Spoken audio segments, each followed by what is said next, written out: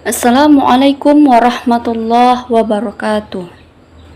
Kami dari kelompok 15. Yang pertama ada saya Siti Nurhaliza, Ismi Laila Putri, dan Husna. Di sini saya ingin membahas tentang adab terhadap sesama manusia. Jadi, adab memiliki arti kesopanan, kehalusan, kebaikan budi pekerti, dan akhlak.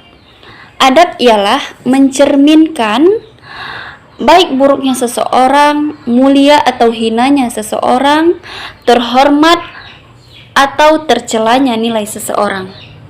Rasulullah Shallallahu Alaihi Wasallam pernah bersabda, janganlah kalian saling membenci, mendengki, membelakangi. Jadilah kalian hamba-hamba Allah yang bersaudara. Ingat, haram bagi seseorang muslim tak berbicara kepada saudaranya lebih dari 3 hari. Hadis riwayat Al-Bukhari.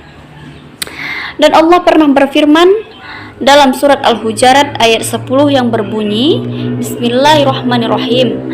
Innamal mu'minuna ikhwata fa aslihu baina akhwaikum wattaqullaha la'allakum turhamun. Artinya, orang-orang beriman itu sesungguhnya bersaudara, sebab damaikanlah, perbaikilah hubungan antara kedua saudaramu itu, dan takutlah terhadap Allah supaya kamu mendapatkan rahmat darinya. Yang poin kedua, adab terhadap orang tua. Jadi, Allah Azza wa Jalla pernah berfirman, Tuhanmu memerintahkan supaya kamu jangan menyembah selain Dia. Hendaklah kamu berbuat baik kepada ibu bapakmu dengan sebaik-baiknya. Janganlah kamu mengatakan dan janganlah kamu membentak mereka. Ucapkan perkataan yang paling mulia. Surat Al-Isra ayat 23. Etika harus kita jaga terhadap orang tua. Yang pertama, taat kepada kedua orang tua dalam semua perintah dan larangannya, selama di dalamnya tidak ada kemaksiatan kepada Allah Subhanahu wa Ta'ala. Kedua, hormat dan berbakti kepada keduanya, dan apa saja yang mampu kita berikan kepada orang tua seperti makanan, minuman, dan pakaian. Baik, di sini saya ingin bercerita sedikit dari hadis Abu Hurairah radhiyallahu anhu pernah berkata, seorang laki-laki pernah datang kepada Rasulullah Shallallahu Alaihi Wasallam sambil berkata, ya Rasulullah, siapakah yang paling berhak aku sembah ya Rasulullah? Siapa yang paling pantas aku berbakti kepadanya ya Rasulullah? Beliau menjawab, ibumu. Kemudian siapa lagi ya Rasulullah? Beliau pun menjawab, ibumu. Dan siapa lagi ya Rasulullah? Ibumu. Dan kemudian siapa lagi ya Rasulullah? Ayahmu. Jadi kita harus menghargai ibu, menaati perintah ibu, melindungi ibu, dan ibu, baru lalu ayahmu. Jadi poin ketiga, adab terhadap guru. Ya, adab yang mulia adalah salah satu faktor penentu kebahagiaan, keberhasilannya seseorang. Etika yang harus kita jaga terhadap guru apa? Misalnya, yang pertama, akuilah keutamaan guru. Kita contoh perbuatan baik guru, kita rendah diri kepada guru, membela kehormatan guru, dan selalu menaati perintahnya selama di dalamnya tidak ada berbentuk kemaksiatan kepada Allah Subhanahu wa Ta'ala. Baik, ini presentasi saya akan dilanjutkan kepada teman saya sendiri, yaitu Ismi Laila Putri. Untuk Ismi Laila Putri, dipersilahkan. Assalamualaikum warahmatullahi wabarakatuh. Saya Ismi Laila Putri, di sini akan menyambung pembahasan dari teman saya, itu Siti Nurhaliza. D. Adab terhadap tetangga. Poin pertama, definisi tetangga. Dalam bahasa Arab, tetangga berarti yang bersebelahan. dalam istilah tetangga yaitu yang bersebelahan denganmu, baik dia muslim, non-muslim, orang baik atau jahat, teman atau bukan, dan lainnya. 2. Wasiat tetangga. Islam telah berwasiat untuk memuliakan tetangga. Bahkan Allah Subhanahu wa Ta'ala sendiri menyambung hak-hak tetangga dalam ibadah dan tauhid-tauhidnya sesuai dengan Quran surat An-Nisa ayat 36 yang berbunyi, Bismillahirrahmanirrahim. Sembahlah Allah dan janganlah kamu mempersekutukannya dengan suatu apapun.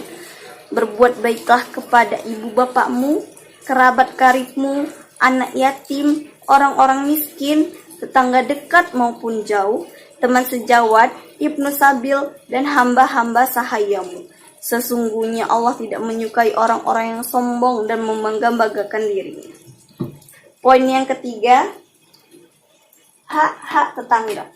Dalam Islam, tetangga memiliki 4 hak, yaitu berbuat baiklah terhadap tetangga, bersabarlah terhadap tetangga, menjaga tali silaturahmi, tidak mengganggu mereka. Poin selanjutnya yaitu adab terhadap tamu. Adab bagi tuan rumah. 1. Hendaklah mengundang orang yang bertakwa. 2. Tidak membeda-bedakan undangan. 3. Menghormati tamu dan menyediakan hidangan semampunya. Adab bagi tamu. 1. Hendaklah datang sesuai dengan waktu yang telah ditentukan. 2. Masuk dan berpamitanlah dengan tuan rumah. Rasulullah Shallallahu Alaihi Wasallam pernah bersabda, masa tamu adalah 3 hari. Sesudah itu sedekah tidak halal lagi bagi si tamu tinggal lebih lama hingga menyakiti hati tuan rumahnya. Hadis riwayat Baihaqi. Baik, nama saya Husna. Saya akan melanjutkan materi yang dibahas oleh saudari Ismi Laila Putri, yaitu adab terhadap sesama. Inilah adab-adab pergaulan sesama saudara muslim, yaitu poin 1, memilih teman bergaul dan teman duduk. Poin kedua, mencintai karena Allah.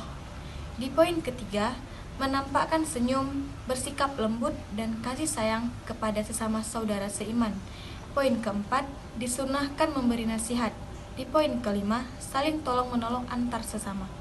Di poin keenam, berakhlak yang terpuji. Di poin ketujuh, hati yang selamat. Di poin kedelapan, memaafkan kesalahan dan menahan marah. Di poin ke-9, keharaman mengungkit-ungkit pemberian. Di poin ke-10, menjaga rahasia dan tidak menyebarluaskannya. Di poin ke-11, berbaik sangka terhadap sesama. Di poin ke-12, larangan panggil-memanggil dengan gelar yang buruk dan lain sebagainya. Adapun kesimpulan yang dapat kita ambil dari materi kami adalah adab ialah mencerminkan baik buruknya seseorang, mulia atau hinanya seseorang, terhormat atau tercelanya seseorang. Adab terhadap orang tua adalah taat kepada kedua orang tua dalam semua perintah dan larangan keduanya. Adab terhadap guru adalah jangan mencari guru sembarangan, doakan kebaikannya, rendah diri kepada guru. Adab terhadap tetangga adalah berbuat baik kepada mereka dan sabar menghadapi gangguan tetangga. Adab terhadap tamu adalah ketika mengundang seseorang, hendaknya mengundang orang-orang yang bertakwa, bukan orang yang fajir atau bermudah-mudahan dalam dosa. Adab terhadap sesama adalah mencintai karena Allah, menampakkan senyum, bersikap lembut, dan kasih sayang sesama saudara seiman. Hanya sekian presentasi dari kami, semoga bermanfaat untuk teman-teman sekalian. Saya akhiri, Assalamualaikum warahmatullahi wabarakatuh.